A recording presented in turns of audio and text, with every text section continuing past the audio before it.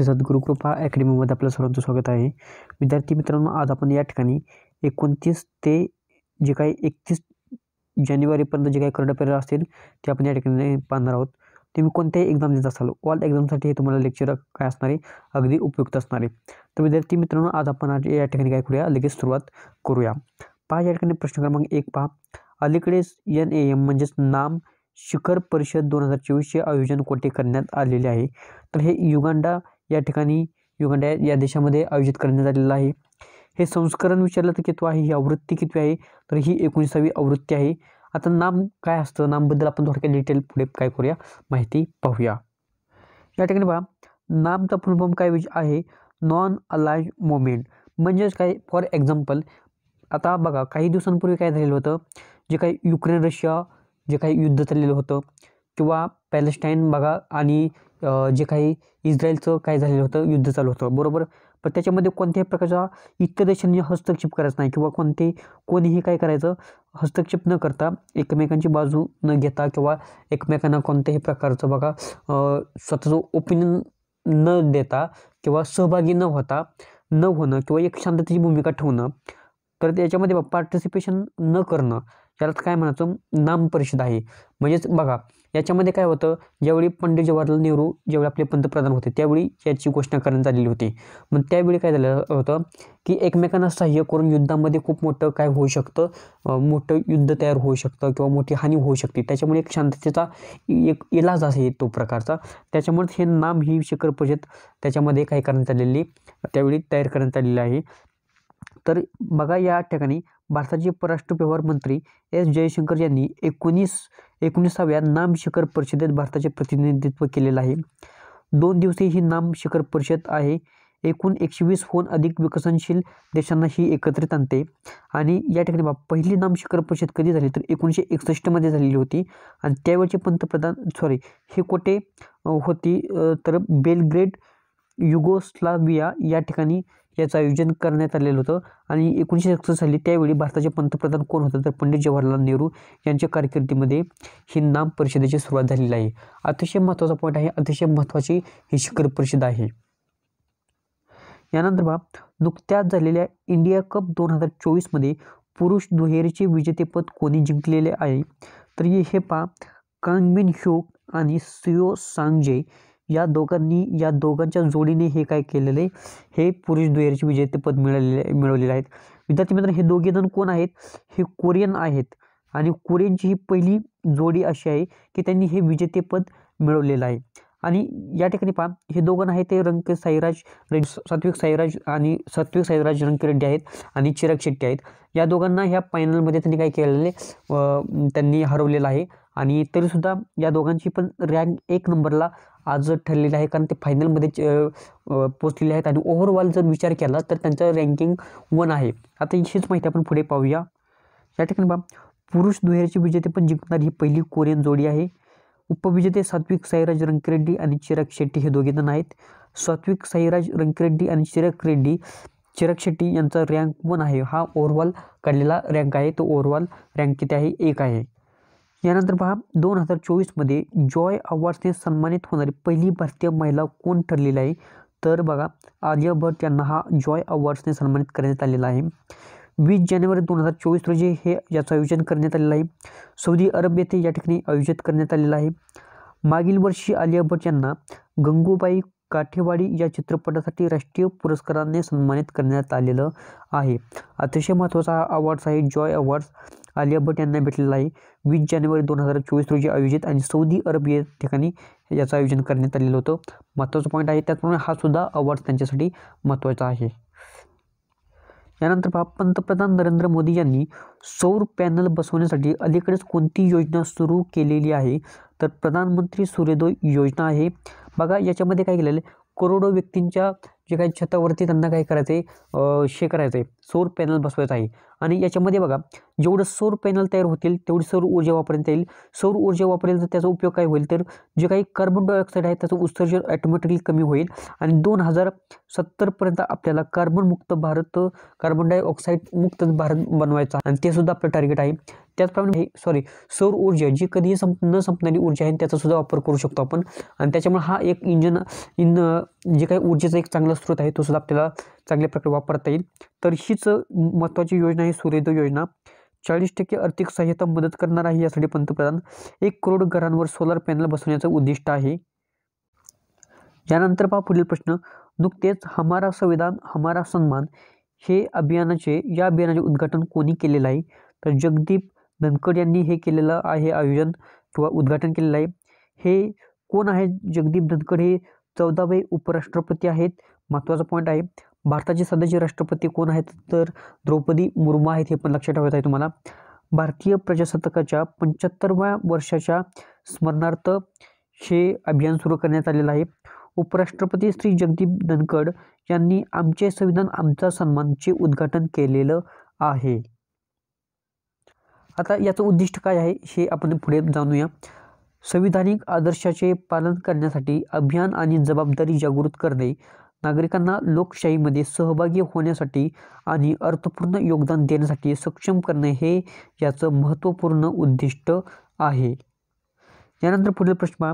खंजर हा संयुक्त अभ्यास भारत आणि कोणत्या देशादरम्यान झालेला आहे, तर किर्गिस्तान आणि भारत या दोन देशांमधील हा खंजर हा संयुक्त सराव आहे. महत्त्वाचा अभ्यास आहे. बघा या ठिकाणी पुढील पॉईंट पहा. हिमाचल प्रदेशमध्ये हा जो काही अभ्यास आहे तो आयोजित करण्यात आलेला होता. हा सराव आयोजित करण्यात आलेला होता. याचं संस्करण विचारलं तर हे 11वं संस्करण आहे. महत्त्वाचा पॉईंट आहे.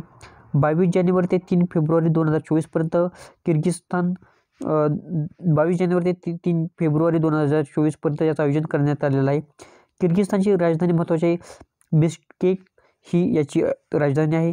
त्याचप्रमाणे राष्ट्रपती कोण आहेत, त्यातील सादिर जापारोव हे त्यांचे राष्ट्रपती आहेत. चलन विचारलं तर किर्गिस्तानी सोम हे तेथील चलन आहे. महत्त्वाचं आहे. यानंतर भारत सरकारचे स्थानिक भाषा अभ्यास साहित्य देण्यासाठी कोणते ॲप सुरू केलेलं आहे, तर अनुवादिनी हे ॲप आहे. महत्त्वाचं आहे. बघा विद्यार्थी मित्रांनो, जे काय अनुवादिनी ॲप काय करते, भाषा अभ्यास साहित्य देण्यासाठी म्हणजेच काय बघा या ठिकाणी थोडक्यात माहिती पाहूया. केंद्र सरकार AI आधारित अनुवादिनी ॲपद्वारे 8व्या अनुसूचीमधील सर्व भारतीय भाषांमधील अभ्यास साहित्य डिजिटल करण्याची योजना आखत आहे. म्हणजेच विद्यार्थी मित्रांनो बघा, एखाद्याला एका लँग्वेजमध्ये समज एखाद्या हिंदीमधून अभ्यास असेल बरोबर, पण त्याला मराठीमधून अभ्यास करायचा असेल तर ते भाषिणी ॲप काय करणार, ते अनुवादिनी ॲप काय करणार, त्याचं कन्वर्जन दाखवणार. हे अभ्यासासाठी आहे बरोबर. विद्यार्थी मित्र बघा, काही दिवसांपूर्वी काय केलेलं होतं, तुम्हाला एक भाषिणी ॲपबद्दल तुम्हाला माहिती दिली होती. तुम्ही डेली लेक्चर पाहत असाल तर भाषिणी ॲपची माहिती दिली होती. भाषिणी ॲप हे केंद्र सरकारने लॉन्च केलेलं आहे. त्याच्यामध्ये AI वापर केलेला आहे आणि या अनुवादिनी ॲपमध्ये सुद्धा AIचा वापर करण्यात आलेला आहे. आता हे भाषिणी ॲपने काय केलेलं होतं, जे काही पंतप्रधान नरेंद्र मोदी जे काही लाईव्ह बोलत होते त्याचं डायरेक्टली ट्रान्सलेशन केलेलं होतं. म्हणून हे भाषिणी ॲपसुद्धा अतिशय महत्त्वाचं ठरलेलं आहे त्यावेळी. आणि त्याचप्रमाणे बघा, आता हे ॲप कोणतं आहे, अनुवादिनी ॲप, हे सुद्धा महत्त्वाचं आहे शालेय दृष्टिकोनातून, अभ्यासाच्या दृष्टिकोनातून. आता या ठिकाणी बघा, केंद्र सरकार AI आधारित अनुवादिनी ॲपद्वारे 8व्या अनुसूचीमधील सर्व भारतीय भाषांमधील अभ्यास साहित्य डिजिटल करण्याची योजना आखत आहे, ज्यामुळे विद्यार्थ्यांना त्यांच्या मातृभाषेत शिक्षण घेता येणार आहे. राष्ट्रीय आणि राज्य शिक्षण संस्थांना 3 वर्षाच्या आत शाळा आणि विद्यापीठांमधील सर्व अभ्यासक्रमांसाठी यांची अंमलबजावणी करण्याचे निर्देश दिलेले आहेत. महत्त्वाचे पॉईंट आहेत हे सर्व. यानंतर पुढील प्रश्न पहा. WHOने कोणत्या देशाला मलेरिया मुक्त घोषित केलेले आहे, तर केप वर्ड हा छोटा देश आहे. तर या देशाला काय केलेले, मलेरिया मुक्त केलेलं आहे. आता केप वर्डबद्दल माहिती पाहूया. केप वर्ड या देशाबद्दल माहिती पाहूया. आफ्रिका खंडातील हा एक देश आहे. महत्त्वाचा आहे. आफ्रिका खंडातील 3 देश मलेरिया मुक्त करण्यात आलेला आहे. म्हणजे आत्तापर्यंत WHOने 3 देशांना आफ्रिका खंडामधील 3 देश आहेत तर त्यांना काय केलं आहे, मलेरिया मुक्त केलेलं आहे. मॉरिशस आहे, अल्जेरिया आहे आणि केप वर्ड आहे. हे 3 देश WHOने आत्तापर्यंत 43 देशांना मलेरिया मुक्त प्रमाणपत्र दिलेलं आहे. म्हणजे संपूर्ण जगामध्ये 43 देशांना काय केले, मलेरिया मुक्त सर्टिफिकेट दिलेलं आहे. भारत अजून मलेरिया मुक्त नाही, महत्त्वाचा पॉईंट आहे. आता या ठिकाणी पहा 2021मध्ये चीनला मलेरिया मुक्त घोषित केलेलं आहे. म्हणजे या ठिकाणी बघा प्रमाणपत्र कधी देतं किंवा एखादं का नाही मलेरिया आता ह्या देशामध्ये होत नाही असं घोषित कधी केलं जातं, तर याच्यासाठी काय केलं जातं, पाठीमागील 3 वर्षामध्ये बघा आता कोणत्या देशामध्ये केपूर या देशामध्ये काय केलेलं आहे, पाठीमागील 3 वर्ष हा आजार उद्भवलेला नाही. म्हणजेच काय केलेलं आहे, हा मलेरिया मुक्त घोषित झालेला आहे. म्हणजे पाठीमागील 3 वर्षाचा एक अंदाज घेतला जातो. त्यावेळी कोणते ते रोगी त्या ठिकाणी आढळलेले आहेत का याचा विचार केला जातो आणि कोणत्याही प्रकारचं त्या ठिकाणी आता 3 वर्षामध्ये काय झालं, केप वर्ल्डमध्ये मलेरिया कोणालाही झालेला नाही. म्हणजेच हा केप वर्ल्ड काय मलेरिया मुक्त आहे असं ते घोषित करतात. अतिशय महत्त्वाचा पॉईंट आहे या ठिकाणी. आता या ठिकाणी पुढील पॉईंट पहा, मलेरिया या रोगाचा प्रसार मादी एनिफिलिस या हा डास चावल्याने होतो. बघा जी काही मादी एनिफिलिस आहे ती डास जर चावला तर त्याच्यामुळे काय होतं, प्रसार होतो महत्त्वाचा आहे.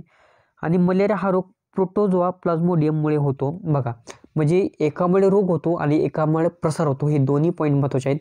तुम्हाला कन्फ्युजन केलं जातं, प्रश्न एक विचारला जातो आणि ऑप्शन हे दोन्ही त्या प्रश्नामध्ये असतात, बरोबर. ऑप्शन दोन्ही देतात, त्याच्यामुळे तुमचं कन्फ्युजन होतो. त्याच्यामुळे प्रसार कोणामुळे होतो आणि आजार कोणामुळे होतो हे दोन्ही लक्षात ठेवा तुम्ही. यानंतर पहा BCCI पुरस्कार 2023ने कोणाला सन्मानित करण्याची घोषणा करण्यात आलेली आहे. शुभमन गिल आणि रवी शास्त्री या दोघांना या पुरस्काराने काय केलेले सन्मानित करण्यात आलेलं आहे. हे रवी शास्त्री आहेत, हे शुभमन गिल आहेत. तर रवी शास्त्री हे यापूर्वीचे माझे आपले भारतीय टीमचे कोच आहेत हे लक्षात ठेवा. आणि शुभमन गिल हा फलंदाज आहे, हे पण महत्त्वाचं आहे. या ठिकाणी बघा क्रिकेट ऑफ द इयर 2023ने शुभमन गिलला काय केलेलं सन्मानित करण्यात आलेलं आहे. भारतीय पुरुष क्रिकेट टीमचे माजी मुख्य कोच रवी शास्त्री यांना लाईफ टाईम अचिव्हमेंट पुरस्काराने सन्मानित करण्यात आलेले आहे. हे काय आहेत, दोन्हीही BCCIचे काय आहेत, अवॉर्ड्स आहेत, महत्त्वपूर्ण अवॉर्ड्स आहेत. या ठिकाणी बघा भारतरत्न 2024 पुरस्काराने कोणाला सन्मानित करण्यात आलेलं आहे. कर्पूरी ठाकूर यांना या पुरस्काराने सन्मानित करण्यात आलेला आहे. हे मरणोत्तर हा पुरस्कार देण्यात आलेला आहे. महत्त्वाचा पॉईंट आहे या ठिकाणी.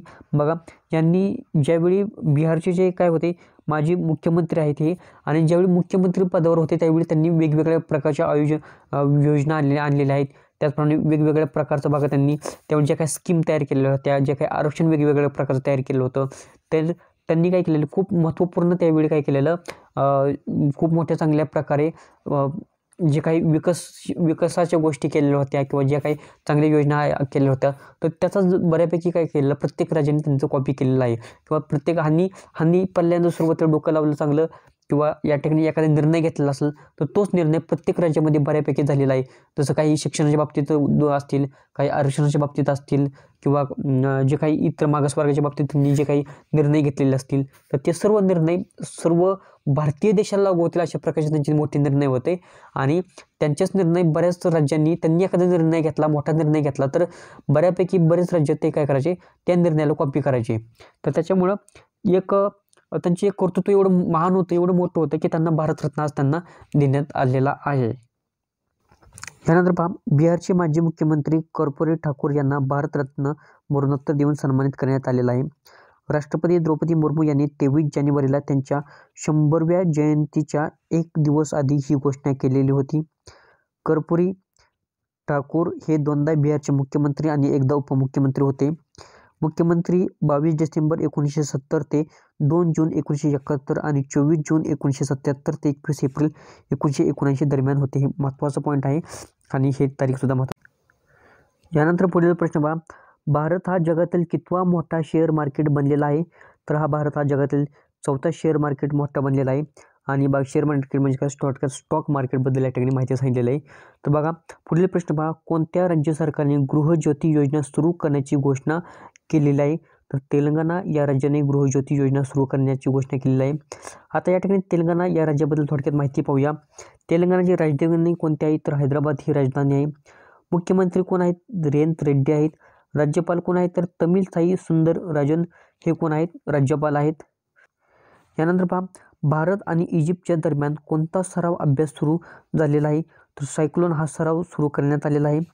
22 जानेवारी ते 1 फेब्रुवारी 2024च्या दरम्यान याचं आयोजन करण्यात आलेलं आहे. ही कितवी आवृत्ती आहे तर ही दुसरी आवृत्ती आहे. पहिली आवृत्तीचं आयोजन कुठे करण्यात आलेलं आहे तर भारतामध्ये या पहिल्या आवृत्तीचं आयोजन करण्यात आलेलं होतं.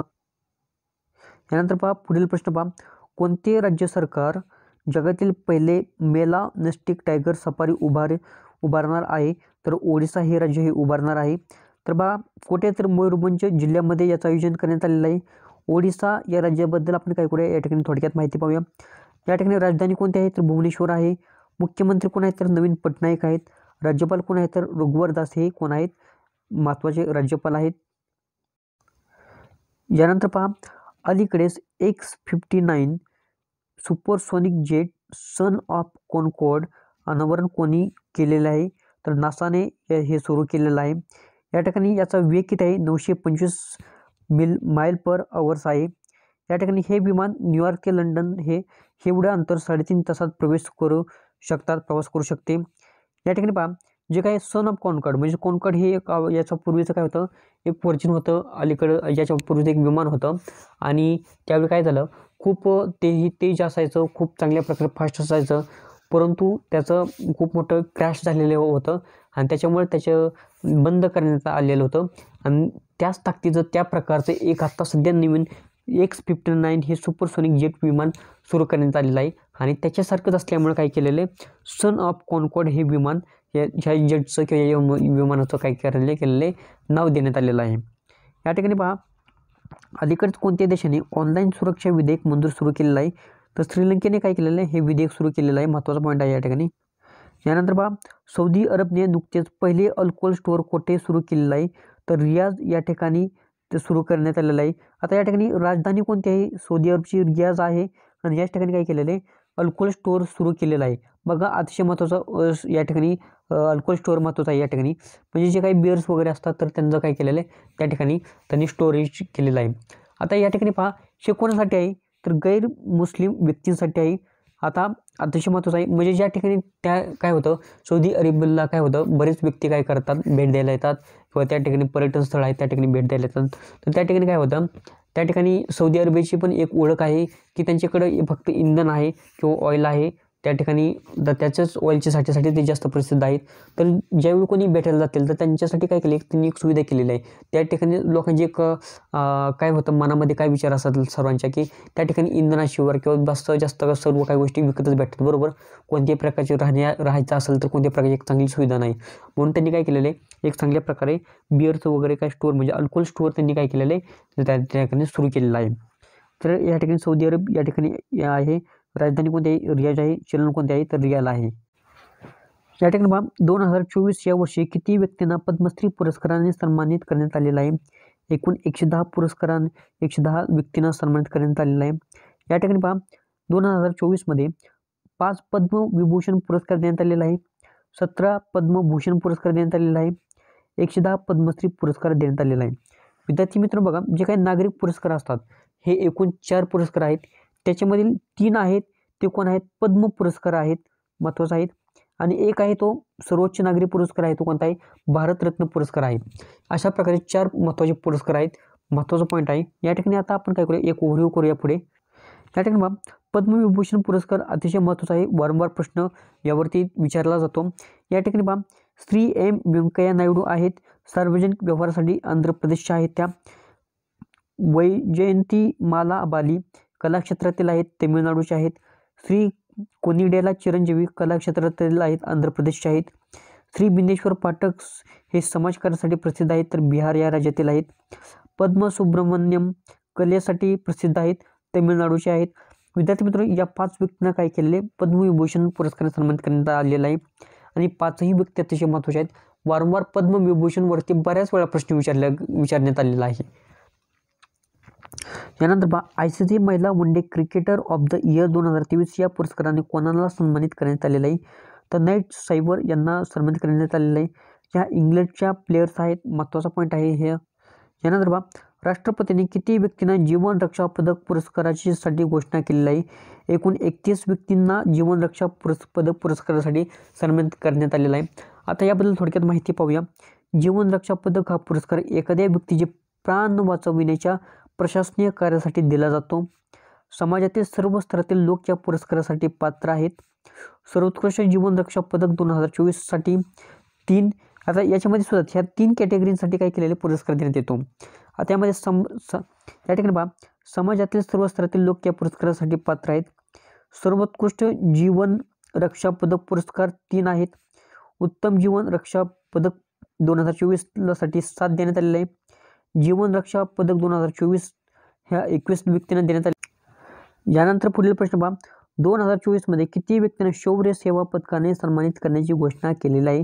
एकूण 1132 व्यक्तींना सन्मानाने या पुरस्काराने सन्मानित करण्यात आलेला आहे. या ठिकाणी 4 वेगवेगळ्या प्रकारचे पुरस्कार आहेत. राष्ट्रपती शौर्य पदक PMG यासाठी 2 पुरस्कार देण्यात आलेले आहे. 2 व्यक्तींना देण्यात आलेले पुरस्कार शौर्य पदक 275 व्यक्ती, विशिष्ट सेवा राष्ट्रपती पदक 102, उत्कृष्ट सेवा पदक 753. यानंतर पहा, अलीकडेच कोणत्या देशात नायट्रोजन वायूचा वापर करून प्रथमच मृत्यूदंड देण्यात आलेला आहे. अमेरिका या देशामध्ये बघा, म्हणजे जे काही कोर्टाने मान्य करून ही शिक्षा देण्यात आलेली आहे. याचा अर्थ म्हणजे जे काही कोर्टाने काय केलेलं आहे, नायट्रोजन वायूचा वापर करून काय केलेलं आहे, नायट्रोजन वायूमध्ये थोडक्यात गुदमरून किंवा नायट्रोजन वायूचा वापर करून त्यांनी काय केलेलं आहे, शिक्षा दिलेली आहे, मृत्यूदंड देण्यात आलेला आहे. पुढील प्रश्न पहा, लास्टचा प्रश्न आहे या लेक्चरचा. $3 ट्रिलियन पहिली सॉफ्टवेअर कंपनी कोणती ठरलेली आहे. ही मायक्रोसॉफ्ट कंपनी आहे. बघा या ठिकाणी पहा, पहिली $3 ट्रिलियन बनवणारी पहिली कंपनी कोणती आहे, तर ही ॲपल कंपनी आहे. बरोबर, ही पहिली आहे ऑल ओव्हर. परंतु सॉफ्टवेअर कंपनीबद्दल विचारलं तर ही मायक्रोसॉफ्ट ही कंपनी आहे जी $3 ट्रिलियन बनवणारी पहिली काय आहे, कंपनी ठरली आहे. आतापर्यंतचे 2-3 ट्रिलियन कंपनी आहेत. पहिले ते ॲपल आहे, दुसरे ती मायक्रोसॉफ्ट आहे. विद्यार्थी मित्रांनो, तुम्हाला जर या लेक्चरची PDF घ्यायची असेल तर तुम्हाला टेलिग्राम चॅनल जॉईन करून घ्या आणि टेलिग्रामची लिंक या व्हिडिओच्या डिस्क्रिप्शन बॉक्समध्ये देण्यात आलेली आहे. हा व्हिडिओ योग्य वाटत असेल तर लाईक करा, शेअर करा आणि चॅनलला सबस्क्राईब जरूर दाबा, बेल आयकन बटन